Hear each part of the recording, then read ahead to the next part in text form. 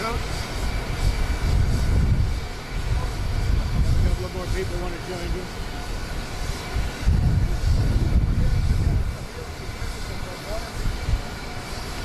Yes, we have commuted the sentence of Rod Blagojevich. He served 8 years in jail, a long time, and I watched his wife on television. I don't know him very well. I met him a couple of times. He was on for a short while of The Apprentice years ago. Seemed like a very nice person, don't know him, but he served 8 years in jail. There's a long time to go. Many people disagree with the sentence. He's a Democrat, he's not a Republican. There was a prosecution by the same people, Comey, Fitzpatrick, the same group, very far from his children.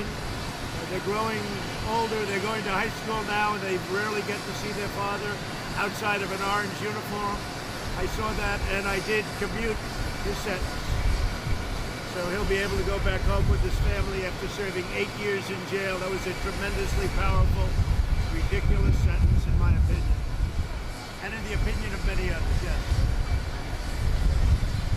I have total confidence in my opinion. Well, people like that, but you know, everybody has the right to speak their mind, and I use social media. I guess I use it well because here I am. I'm here. And I probably wouldn't have gotten here without social media because I certainly don't get fair press. So I wouldn't have gotten here without social media, and perhaps with all of the hoaxes, you had the impeachment hoax, you had the Mueller hoax, you had the Russia nonsense, all scams. And if I didn't have social media, I probably wouldn't be here.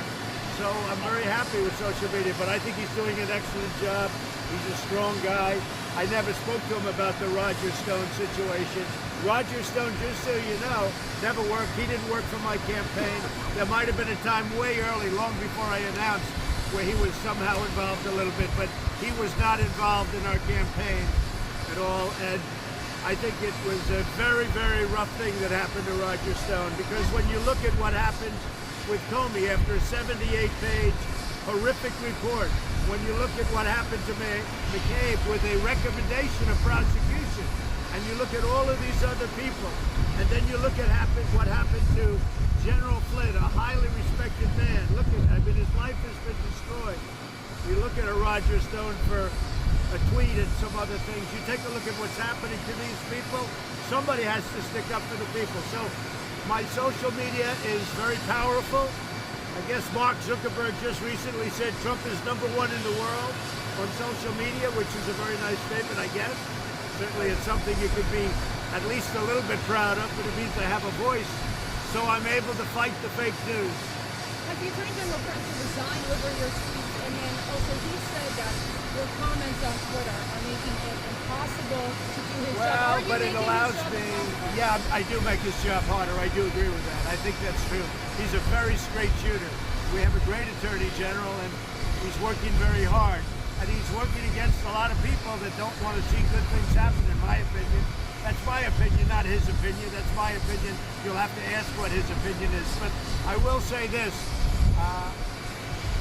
Social media for me has been very important because it gives me a voice. Because I don't get that voice in the press, in the media. I don't get that voice.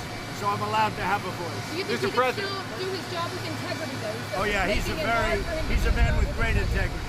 The Attorney General is a man with incredible integrity. Now, just so you understand, I chose not to be involved. I'm allowed to be totally involved. I'm actually, I guess, the chief law enforcement officer of the country, but I've chosen not to be involved. But he is a man of great integrity. But I could be involved if I wanted to be. You're not hurting the ability.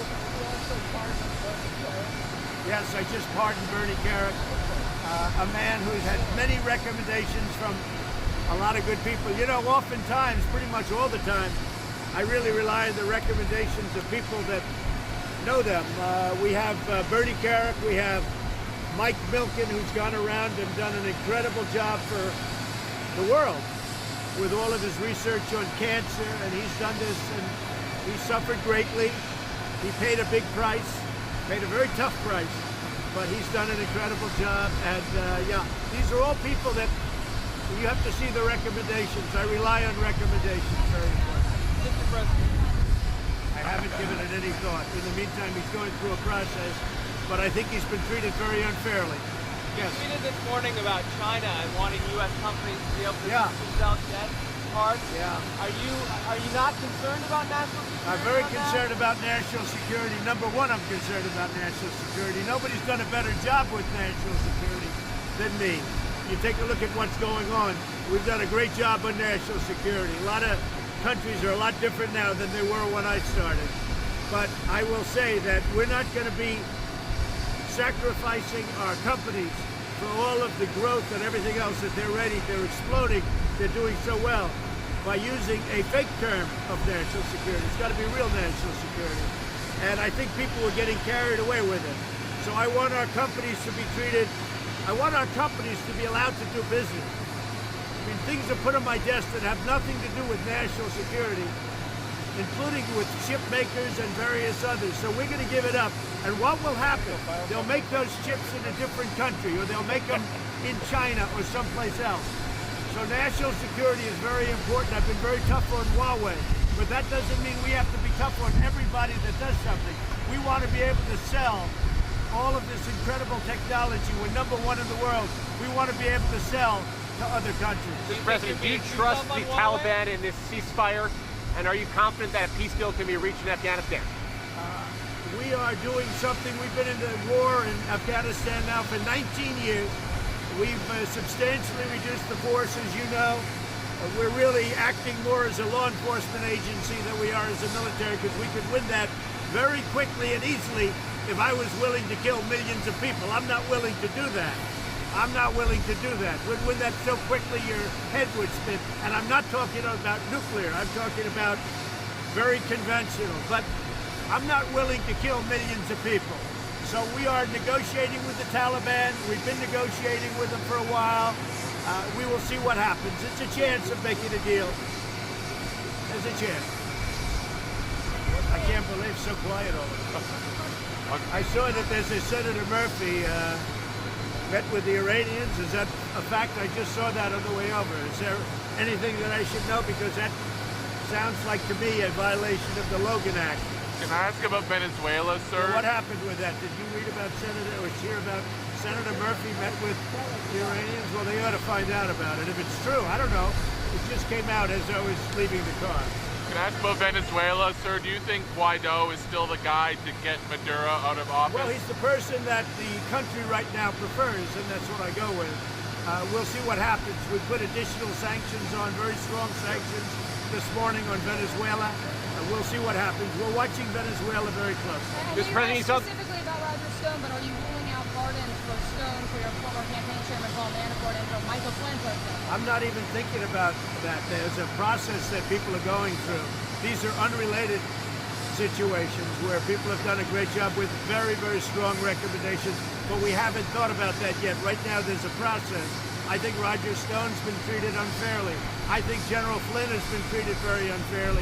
I think a lot of people have been treated very unfairly. I think the Mueller scam is just exactly what a lot of people are calling, because it was started illegally. It was started by abuse.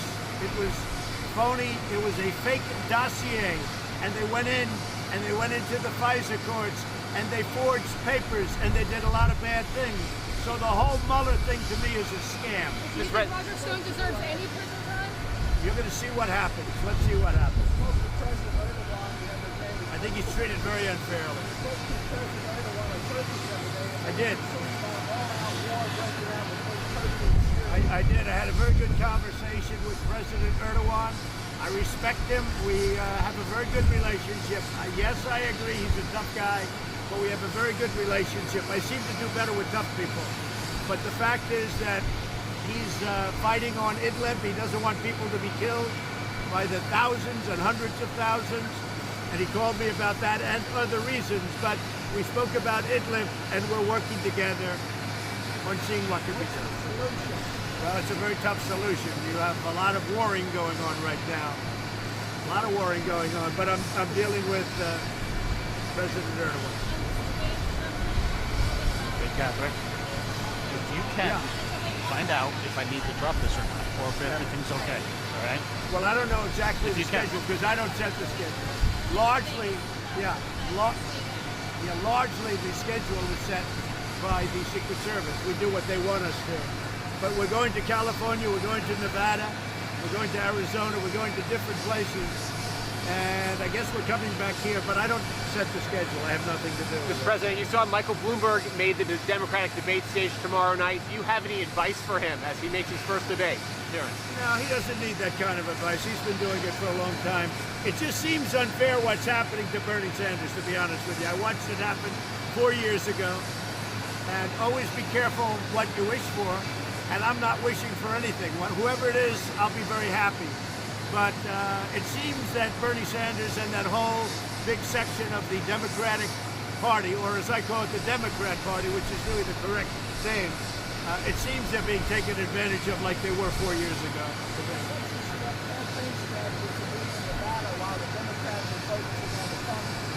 Well, I'll be making a speech in Nevada, and that will be probably the day before, I guess, as they have it arranged. That seems to be pretty effective. We got more votes than any incumbent president in history in Iowa and in New Hampshire, as you saw.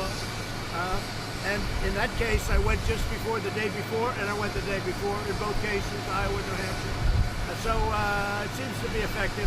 I'll be going to South Carolina. They're working that out now, probably the day before. But, you know, look, we have a big voice, and we might as well use it.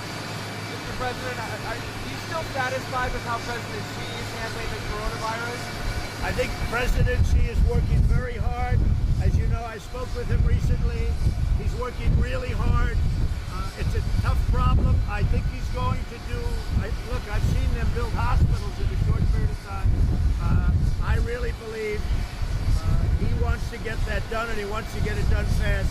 Yes, I think he's doing it very professionally. We're also working with him and helping him as of the last few days, as you know. Some people don't seem to trust the data coming out of China. Are you worried about that? Look, I know this. President Xi loves the people of China. He loves his country, and he's doing a very good job with a very, very tough situation. Mr. President, Thank you.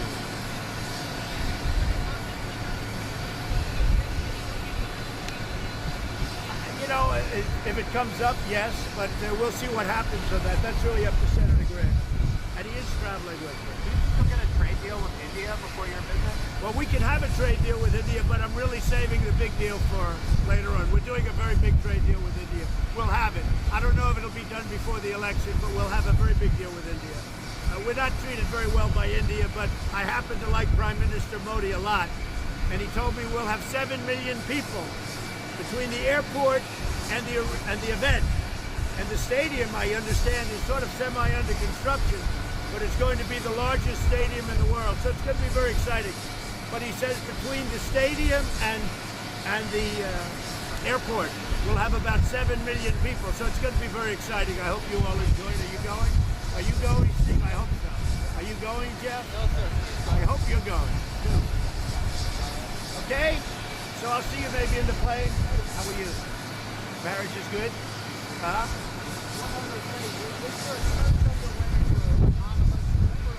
Yeah, there is. It's not so much a search.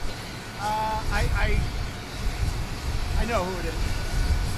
Yeah, tell you that. Somebody who still works at the White House? But I know who it is. But we won't get into it. People know it's a fraud. I know who it is, and I know who some of the leakers are. But some of the leakers don't exist. It's made up by the press. So, you know, they say 9 people have said, or 2 people have said, and those people don't exist. But no, I know all about Anonymous. I know a lot about the leakers too. Do you believe it's a person We who know still a lot. works at the White House? In fact, when I want to get something out to the press, I tell certain people, and it's amazing. It gets out there. But so far, I'm leaving it that way. I'll see you later. Thank you. See you in the plane. Thank you. Down with the microphone.